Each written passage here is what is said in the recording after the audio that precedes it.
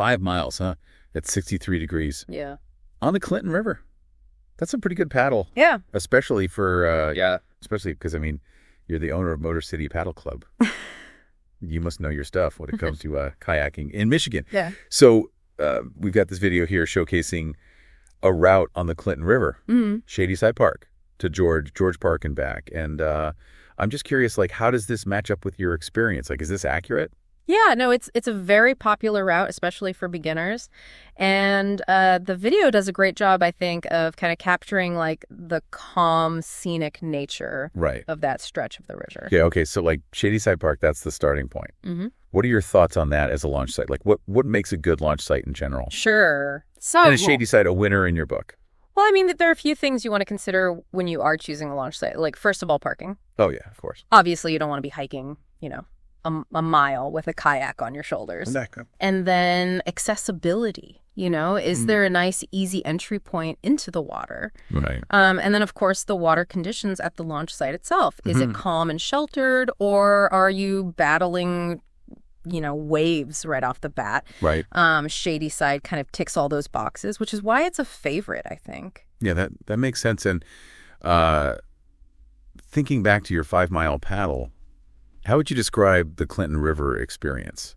Because, I mean, the video paints it as very tranquil, very peaceful. It is. Great. It is. And that's one of the things that makes it so great for all levels of kayakers. Like, when we talk about calm, we're talking about minimal current and very few obstacles like rocks or downed trees. Yeah. Which means that you can really focus on your technique and enjoy the scenery without feeling like you're constantly battling the river. So 5 miles, though, on a calm river. Yeah. I mean, that sounds manageable, but is that a good distance for someone who's brand new to kayaking? Like, would you recommend that? Absolutely. Or is that a little much? Again, it's a great distance for a beginner, especially if you pace yourself and you take breaks. Okay. You are using muscles like your core, your arms, your back. But it's not a super intense workout. Right. If you're on calm water, the key is to listen to your body and take it easy. I gotcha. Okay, so now the video mentions some wildlife spotting opportunities. So what kind of wildlife encounters can you expect? I mean, what kind of things are you going to see on that stretch of the Clinton River? Oh, the Clinton is full of surprises. I mean, you'll likely see herons, turtles sunning themselves on logs. Maybe even a deer coming down for a drink. Oh, wow. Muskrats are pretty common, and you might even spot a bald eagle soaring overhead if you're lucky. Wow, that's awesome. So do you have any particularly memorable encounters that you've had on this route yourself? One that comes to mind was spotting a family of river otters playing near the bank. Oh, cool. They were so playful and curious, like popping their heads up to kind of check us out. Wow. That's so cool. Yeah, those moments make the experience really special. Totally. Okay, so the video also shows a stop at George Park, kind of about halfway through the trip. So why are breaks so important? Sure. What makes for a good stopping point, like on a kayaking trip? Breaks are crucial, especially on a longer paddle.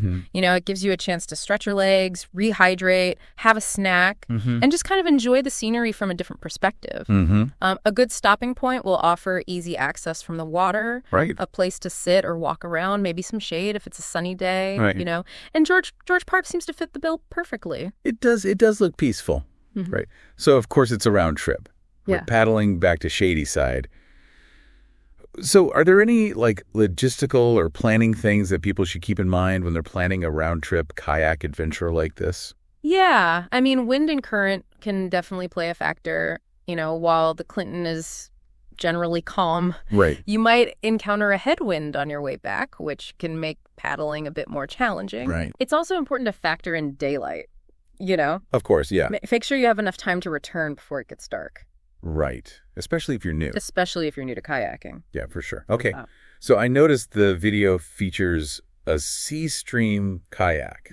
Now, I know there are tons of different types of kayaks. Right. So what makes the sea stream like a good choice for this kind of trip? Sure. So sea streams are typically sit-on-top kayaks, and they're known for their stability and ease of use. Okay. They're great for calm waters like the Clinton River. They offer a comfortable, enjoyable experience, especially for beginners. And the open design also makes them easy to get in and out of. Right. Which is a plus if you're planning on taking those breaks. Yeah, totally. Yeah. Okay, so as we wrap up this deep dive, we've explored this awesome Clinton River route. Sure. We've talked about the perfect launch site, considered what makes for a calm paddle, and even envisioned some, amazing wildlife encounters. So now it's your turn, right? What part of this trip excites you the most? Are you thinking that you'll take on that 5-mile challenge? And yeah, and here's something to ponder based on what you've learned about the Clinton River. What other waterways in Michigan might offer a similar experience? Ooh, that's a good question. There are so many paddling adventures just waiting to be discovered. Awesome. Thanks for joining me today. My pleasure. And we'll see you guys next time. Sounds good. For another deep dive. All right. Peace. Bye.